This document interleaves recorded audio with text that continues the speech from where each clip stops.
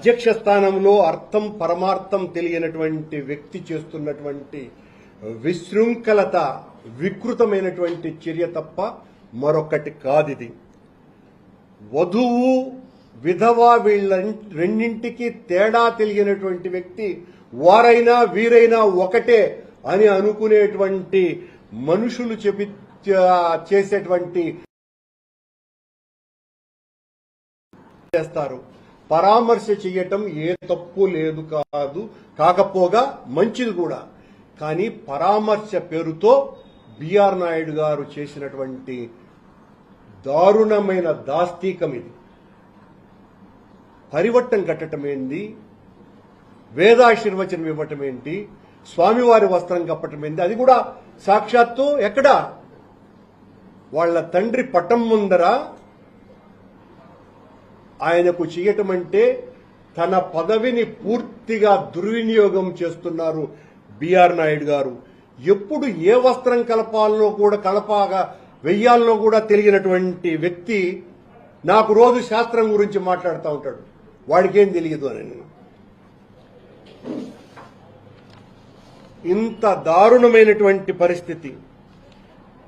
రేపు ఎవరైనా మరొకరు అధికారో ఎవరో ముఖ్యుడో ఈ రాష్ట్రంలో ప్రముఖుడో ఇట్లా మాకు కూడా బిఆర్ నాయుడు గారు మా ఇంట్లో ఎవరో చనిపోయినారు, మీరు వచ్చి ఆ కర్మక్రియల రోజున మాకు వేదాశీర్వచనము శేషవస్త్రము స్వామివారి లడ్డు ప్రసాదాలు అందజేయండి అనేటువంటిది ఒక రివాజుగా మారేటువంటి పరిస్థితి వస్తే దీనికి ఎవరు సమాధానం చెప్పాలి?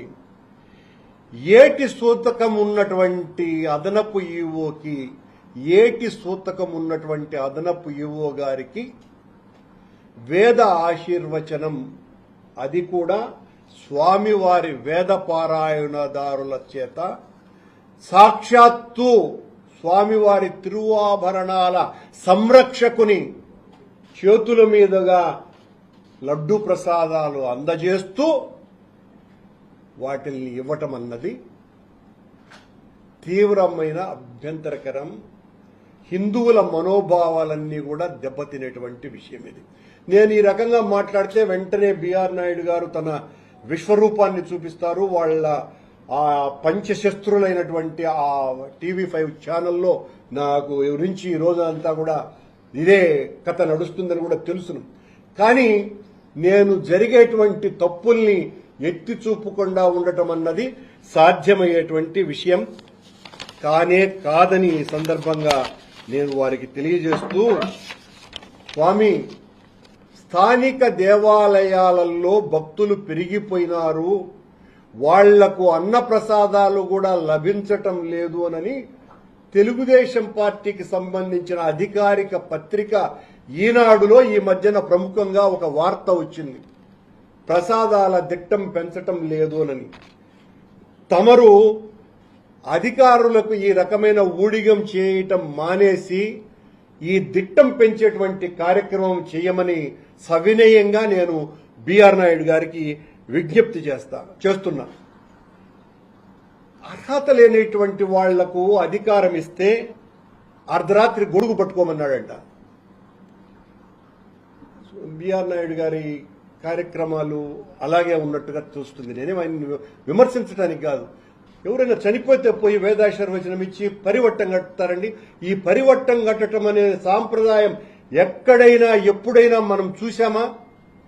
మీ పత్రికల వాళ్ళకు కూడా తెలియదు పరివట్టం గురించి. ఎందువల్లంటే ఆ లోపల జరిగే విషయాలు తెలియవు కాబట్టి. మీకు అత్యంత ప్రాముఖ్యత ఉన్నతమైనటువంటి విషయం పరివట్టం కట్టడం అన్నది. ఇది బిఆర్ నాయుడు గారు సాక్షాత్తు పాలక మండలి అధ్యక్షునిగా ఉండి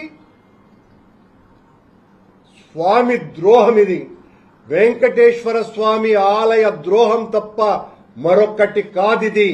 వేల సంవత్సరాల సాంప్రదాయాలను సంస్కృతిని ధ్వంసం చేసేటువంటి ధ్వంసునిగా బిఆర్ నాయుడు గారు ప్రత్యక్షమవుతున్నారు. మీరు మా గురించి మాట్లాడడం, మేము ఆలయ ప్రతిష్ట మంట కలిపినాము అని, ఇంతకంటే మంట కలపటం మరొకటి ఉందా అనేటువంటి ప్రశ్నకు సమాధానం చెప్పాలా? సమాధానం చెప్పి నన్ను తిట్టాలా? బిఆర్ నాయుడు గారు. అలాగే ఇంకొక ముఖ్యమైనటువంటి విషయం, కోయంబత్తూరులో G2 అనేటువంటి ఒక రియల్ ఎస్టేట్ వెంచర్ సంస్థ ముఖ్యమంత్రి గారికి గత 8వ నెల 2004న ఒక ఉత్తరం రాసింది. మేము మా G2లో దేవాలయ నిర్మాణానికి మీరు పర్మిషన్ ఇవ్వండి అని. ఒక రియల్ ఎస్టేట్ సంస్థలో టీటీడీ దేవాలయం కట్టబోతున్నది. ఇంతకంటే దారుణం మరొకటి లేదు. మళ్ళా రేపు జరగబోయేటువంటి పాలక మండలి సమావేశంలో కోయంబత్తూరులో టీటీడీ దేవాలయాన్ని కట్టడానికి సంబంధించినటువంటి అజెండా కూడా వస్తోంది. ఓరల్ ఇన్స్ట్రక్షన్స్ ద్వారా ఈవో గారు చెప్పినటువంటి విషయాలను సంబంధిత అధికారులకు బోర్డు సెల్ 24వ అంశంగా కోయంబత్తూరులో టీటీడీ టెంపుల్ కట్టమని చెప్పడానికి అది అజెండాలో వస్తున్నది.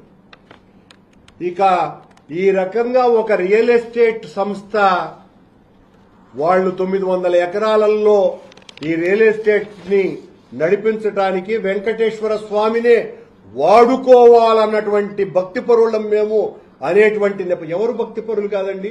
ఏ వ్యాపారస్తుడు భక్తిపరుడు కాదు, ఏ సామాన్యుడు భక్తిపరుడు కాదు, ఏ ఉద్యోగస్తుడు భక్తిపరుడు కాదు. ఈ G2 అనేటువంటి రియల్ ఎస్టేట్ సంస్థ తమాషా ఏందిరంటే, ఈ రియల్ ఎస్టేట్ సంస్థ ఈ 900 ఎకరాలకు సంబంధించి తమిళనాడు మాజీ బీజేపీ రాష్ట్ర అధ్యక్షుడు అన్నామలై దీని మీద చాలా రగడ చేసి దీని మీద విచారణ జరిపించాలంటే ఈడీ విచారణ కూడా జరుగుతోంది ఆ స్థలం మీద. ఆ స్థలంలో టీటీడీ దేవాలయం కట్టాలా అన్నటువంటి ఆలోచన చేస్తున్నది టీటీడీ. టీటీడీ కంటే ఇదిగో ఈ బిఆర్ నాయుడు గారు చేస్తున్నారు. బిఆర్ నాయుడు గారు బహుశా G2 రియల్ ఎస్టేట్ సంస్థ భాగస్వాములైనేమన్నా చేస్తున్నారా అన్నటువంటి అనుమానం అందరికీ వస్తున్నది. రేపు హైదరాబాద్ లోనో, వైజాగ్ లోనో, తిరుపతిలోనో స్థానికంగా ఉన్నటువంటి రియల్ ఎస్టేట్ చేసేటువంటి వెంచర్లు వేసేటువంటి ప్రతి ఒక్కరూ కూడా మేము పరమ పవిత్రమైనటువంటి భాగవోత్తమ భక్తులం వెంకటేశ్వర స్వామికి, మా ప్రదేశాలలో కూడా మేము స్థలమిస్తాము, వెంకటేశ్వర స్వామి గుడులు కట్టండి అంటే కడతారా? కట్టమని అడుగుతారు కదా.